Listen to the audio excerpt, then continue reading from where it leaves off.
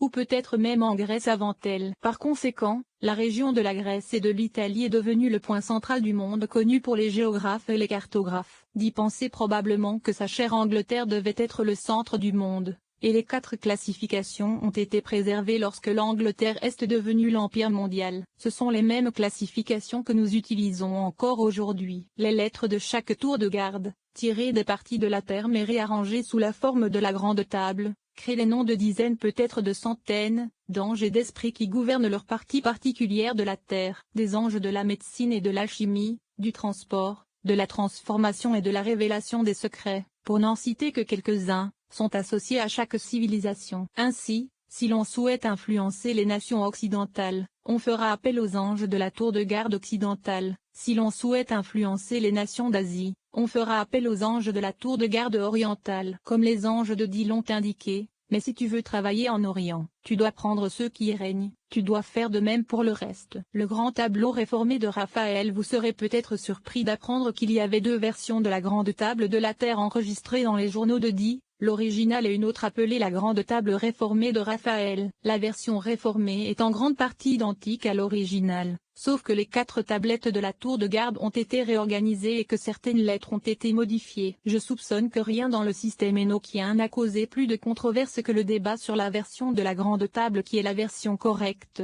En fait, ce seul conflit est au centre d'une division majeure au sein de la tradition énochienne, où 2 systèmes magiques entièrement différents, appelés puristes de Di et néo-énochiens, se sont développés autour des tables opposées. Di lui-même semble avoir été incertain à ce sujet. Il a reçu la grande table originale en même temps que le reste du matériel énochien. Au début, il a placé les tours de garde dans le mauvais ordre au sein de la grande table, mais les anges l'ont rapidement corrigé. Rien d'autre n'a été dit sur la disposition des tours de garde jusqu'à des années plus tard, longtemps après que les transmissions énochiennes aient suivi leur cours. Lorsque la table réformée fut plus tard révélée par l'archange Raphaël, elle ne fut pas présentée comme une correction majeure au système de la magie des anges, mais simplement comme une méthode de décryptage d'un message mystérieux pour Di, Kellet et leurs épouses. Néanmoins, Di a estimé qu'il était suffisamment important d'enregistrer la grande table réformée dans son grimoire personnel à côté de l'original, bien que le reste de la magie de son grimoire soit strictement basé sur la version originale. Il semblerait qu'il n'ait jamais pris de décision ou qu'il estimait que chaque version avait son utilité. Afin de vous donner une image complète, je vais brièvement expliquer l'origine de la grande table réformée. Plus tard,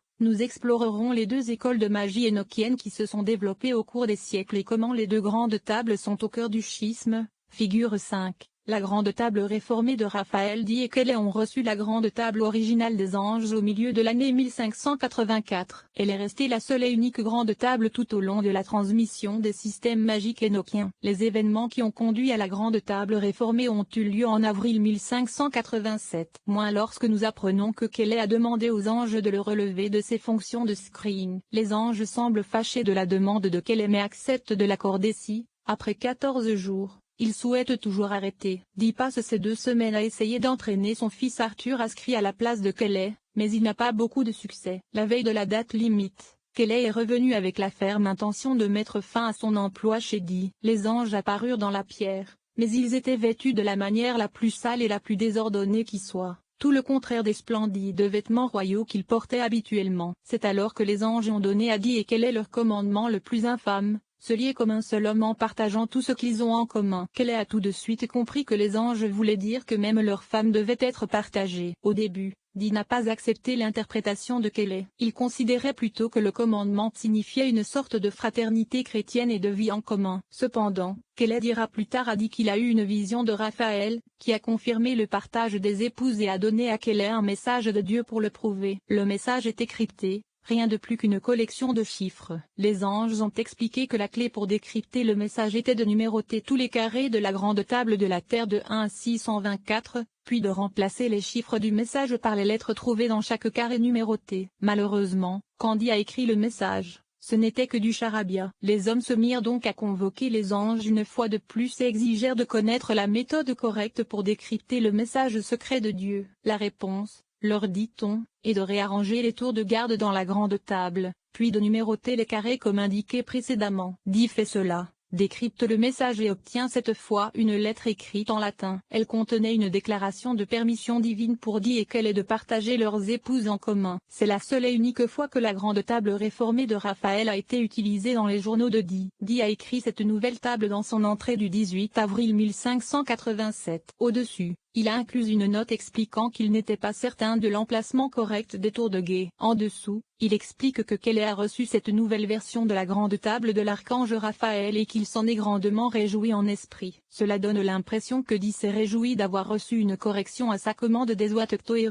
et cela a conduit beaucoup de gens à croire que la grande table réformée devrait l'emporter sur la version originale. Cependant, Dee avait depuis longtemps reçu la correction de son classement des Watchtower. Sa grande joie était que cette nouvelle grande table réformée lui permettait de décrypter le message de Dieu. Pourtant, comme je l'ai déjà dit, il semblerait que Dee pensait que la grande table réformée avait des utilisations pratiques. Du moins, il pensait qu'il y avait une raison de l'inclure à côté de la grande table originale dans son grimoire énochien personnel. Ceux qui s'opposent à l'utilisation de la grande table réformée soulignent que Kelly l'a reçue seule dans sa chambre à coucher, alors que le reste du matériel énochien a été reçu strictement en présence des deux hommes. Un segment plus cynique des spécialistes de Dee et de Kelly insiste sur le fait que le commandement de partager les épouses est en soi une preuve que soit ils ne parlaient plus aux anges si, en fait, ils avaient jamais parlé avec de vrais anges, soit Kelly mentait simplement pour se retrouver dans le lit de Jeanne Dee. Personnellement, je ne peux accepter aucune de ces conclusions simplistes. Tout d'abord, je trouve étrange que les gens acceptent généralement les anges qui dictent des choses telles que la guerre et la famine, mais deviennent suspicieux si les anges suggèrent que les humains devraient partager l'amour. À mon avis, une suggestion de polyamour, amour multiple, aurait été tout à fait en avance sur son temps à l'époque de Dee, mais ce n'est guère une preuve que les entités étaient démoniaques. Deuxièmement, il est tout à fait possible que Dee et Kelly aient été influencés par certaines expériences sociales qui étaient, en effet, en avance de plusieurs siècles sur leur temps. L'une de ces expériences sociales s'appelait la famille d'amour, qui pratiquait la vie en communauté et le mariage de groupe. Dee et Kelly semblent avoir connu plusieurs membres de ce groupe et ont donc pu être initiés à leur philosophie. Bien que ce sujet dépasse un peu le cadre de ce livre, ce qui précède devrait suffire à illustrer que l'épisode polyamoureux entre les Dee et les Kelly ne devrait pas être écarté avec des jugements moraux à courte vue, contre les anges ou les humains impliqués, ni sans une étude historique plus approfondie de la question. En tout cas, il n'invalide pas automatiquement la grande table réformée de Raphaël. Bien sûr, il n'y a rien non plus qui prouve en définitive sa validité,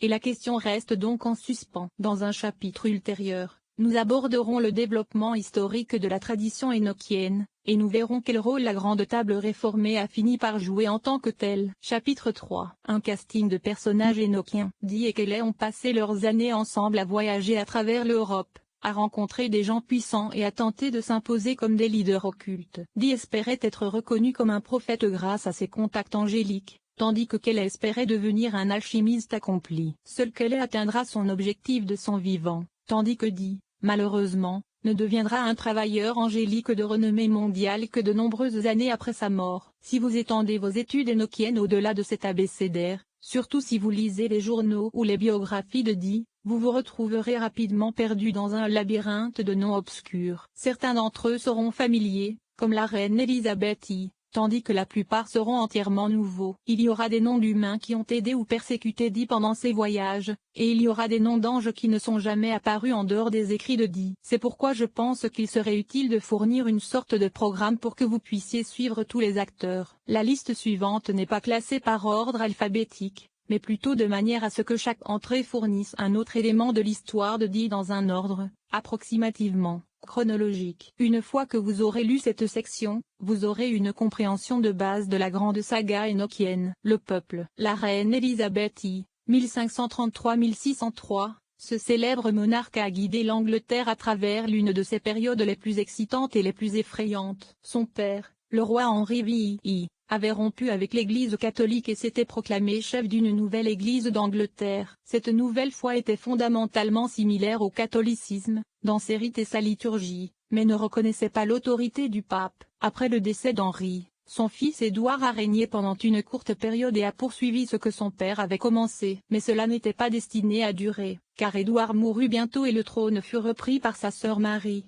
très catholique. Marie commence un règne de terreur à travers l'Angleterre pour déraciner et détruire la nouvelle foi protestante. Pour cette campagne, Marie est connue aujourd'hui sous le nom de Marie la Sanglante. Entre-temps, la princesse Élisabeth avait été élevée et éduquée dans la foi protestante. La popularité de Marie en tant que reine diminuant, le peuple commence à considérer Élisabeth, et la foi protestante, comme une alternative probable. La princesse fut donc arrêtée, passant un certain temps en prison, puis confinée à son domicile. Selon dit, il lui rendit visite pendant qu'elle était emprisonnée et travailla sous couverture pour elle afin de soutenir la cause protestante. Marie est décédée après un règne de seulement 5 ans. Elle n'ayant pas réussi à produire d'héritier, Élisabeth monte finalement sur le trône. Elle a rapidement commencé à reconstruire l'Église d'Angleterre en ruine et l'a même poussée au-delà de ses origines tout comme le catholicisme, mais sans le pape, c'est Élisabeth, et non son père ou son frère, qui a véritablement créé l'Église d'Angleterre que nous connaissons aujourd'hui. L'empereur Rodolphe I,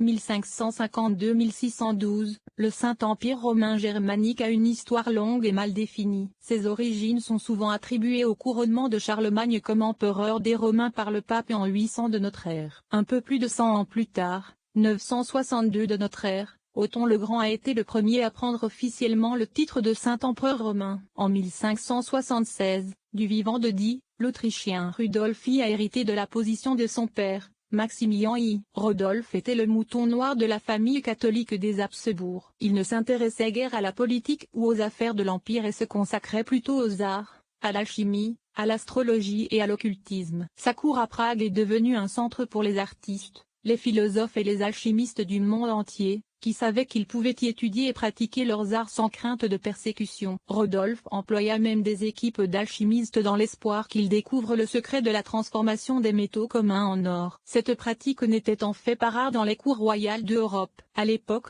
l'alchimie était considérée comme une science sérieuse et courante. John Dee, 1527-1609, pendant la Renaissance, l'Angleterre n'était pas encore le grand empire qu'elle allait devenir. En fait, Dee a été l'un des premiers à insister pour que l'Angleterre construise ses défenses et agisse rapidement pour sécuriser les mers du Nord et certaines parties de l'Amérique du Nord récemment découvertes. Dee était également le seul homme en Angleterre à posséder les connaissances nécessaires en matière d'équipement de navigation pour lancer de telles expéditions. Les premiers voyages de l'Angleterre en Amérique, ainsi que sa première rencontre avec la Russie, n'ont été entrepris qu'après consultation de Dee. Dee a même inventé l'expression Empire britannique, bien que cet empire n'ait vu le jour qu'après sa mort. De son vivant, l'Angleterre était encore un bled paumé, une ville de bouseux à la périphérie du monde qui commençait tout juste à prendre sa place dans la grande communauté européenne. Bien sûr, son passage turbulent du catholicisme au protestantisme n'a fait qu'intensifier son isolement du Saint-Empire romain germanique. Dans cet état, l'Angleterre n'avait pas les moyens financiers de s'offrir des symboles du statut royal tels que des philosophes de cour, mais cela ne l'a pas empêché de remplir ce rôle de manière officieuse. C'est là que John Dee entre en scène. Son éducation européenne était plus étendue et plus actuelle que celle de quiconque en Angleterre. Il était déjà célèbre en tant que mathématicien, scientifique, médecin, astronome et navigateur, et il s'est rapidement retrouvé au service de la reine en tant que conseiller, magicien de la cour, philosophe, et même espion clandestin. Il passa sa vie dans l'espoir d'être un jour récompensé pour ses services à la couronne. Mais ses espoirs furent le plus souvent déçus. La reine faisait généralement de son mieux pour s'occuper de son vieil ami, mais la politique et les finances s'interposaient souvent entre eux. Peu de temps après que Dee eut commencé ses évocations angéliques avec Edward Kelly, les deux hommes décidèrent de chercher fortune en Europe. Ils se rendent d'abord en Pologne en compagnie de leur ami et bienfaiteur Albert Łaski, le prince polonais, voire plus loin dans ce chapitre. Leur séjour chez Łaski fut plutôt court. Dee et Kelly se rendirent rapidement à la cour de Rudolf I à Prague. Dee espérait que ces journaux angéliques prouveraient son statut de prophète, et il a tenté de transmettre des messages de Dieu directement à Rudolf. Malheureusement, comme c'est souvent le cas pour les prophètes, les messages de Dee ne sont pas bien accueillis, ou ne sont pas vraiment crus. Dee se retrouve rapidement en disgrâce et doit battre en retraite vers l'Angleterre. Kelly ne rentrera pas avec lui, et Dee ne le reverra jamais. Edmund Bonnet, 1500-1569, après que le roi Henri VI eut fondé l'église anglicane, l'Angleterre lutta pour s'établir en tant que pays protestant. Bonnet avait joué un rôle important dans le schisme avec Rome et fut nommé évêque de Londres. Cependant, il n'appréciait guère les réformes proposées par la nouvelle église et fut finalement démis de ses fonctions et emprisonné. Après l'accession au trône de Marie, son objectif premier est de ramener le royaume sous le contrôle des catholiques. ce qui implique l'arrestation et la persécution de toute personne associée à la politique protestante. Bonnet est libéré de prison, rétabli dans ses anciennes fonctions et devient, pour faire simple, le grand inquisiteur de l'Angleterre. Marie lui envoie des protestants et des sympathisants pour les interroger, et probablement